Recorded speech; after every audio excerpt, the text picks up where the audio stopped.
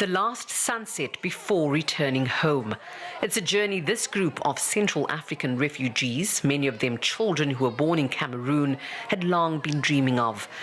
Before their departure, the children are given birth certificates confirming their Central African citizenship. On these birth certificates, you'll notice there is the nationality of their parents, who are Central Africans. In that way, there's no confusion when they return home. With this document, they'll be able to live a normal life. They'll be able to go to school, obtain an ID card. It's a great pleasure to be part of this. At the Lolo refugee camp in eastern Cameroon, each family's decided to be repatriated on a voluntary basis. It's the opportunity to reconnect with their homeland and painful past, as is the case for this family.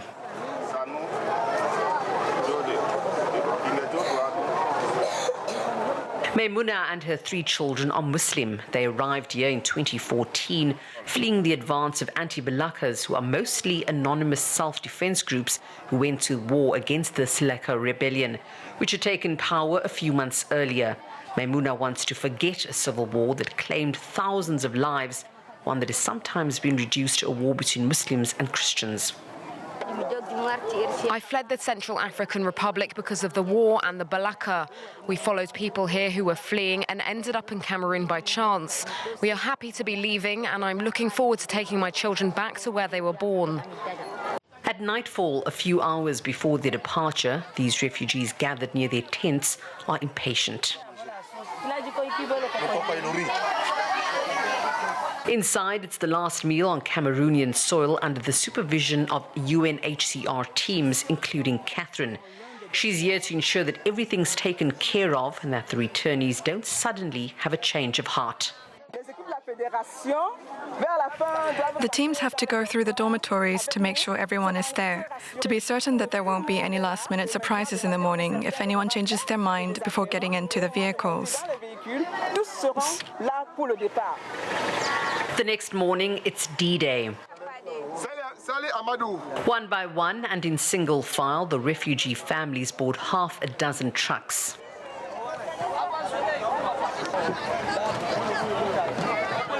Taking part in this return trip is 22-year-old Abdul Nasir. He arrived in Cameroon 5 years ago alone. He has no idea what awaits him on the other side of the border and whether he'll be able to find family members. I'm going home. I hope the war's over. I don't know if... Maybe my parents have been separated. I don't know whether I'll be able to find them. But I don't want to leave my family behind anymore.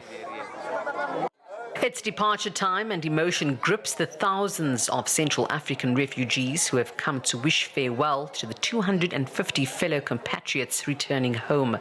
Like many here, Usman says he'll be staying in Cameroon for the time being. I came to say goodbye because I'm happy they're going home. I would like to leave too, but I'm waiting for my grandmother to be in better shape before making the journey.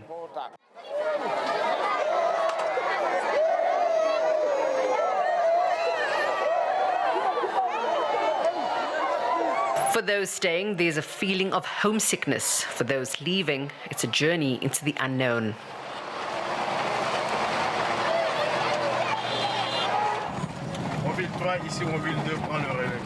We're now crossed into the Central African Republic, where a discreet police escort precedes the convoy.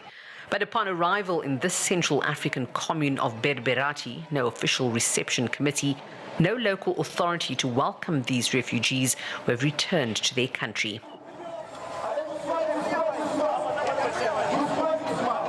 As he steps down from the truck, we meet again with Abdul Nasir. He still has to travel 95 kilometers to reach his village, but that doesn't cloud the joy he's feeling right now.